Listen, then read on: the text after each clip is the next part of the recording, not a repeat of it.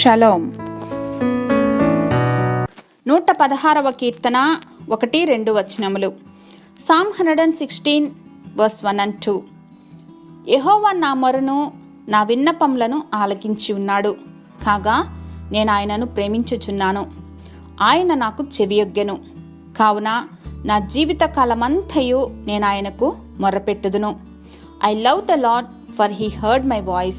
He heard my cry for mercy. Because he turned his ear to me, I will call on him as long as I live.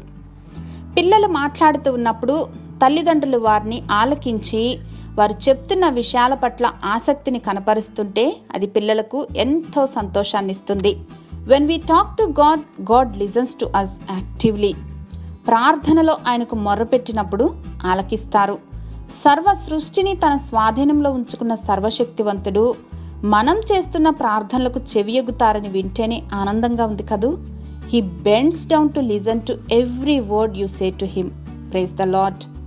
ఆయన కన్నులు నీతిమంతుల మీదను, ఆయన చెవులు వారి ప్రార్థనల వైపుకు ఉన్నవని పరిశుద్ధ లేఖనాలు రూఢిపరుస్తూ ఉన్నాయి. He will lean forward to listen intently to you. Hallelujah.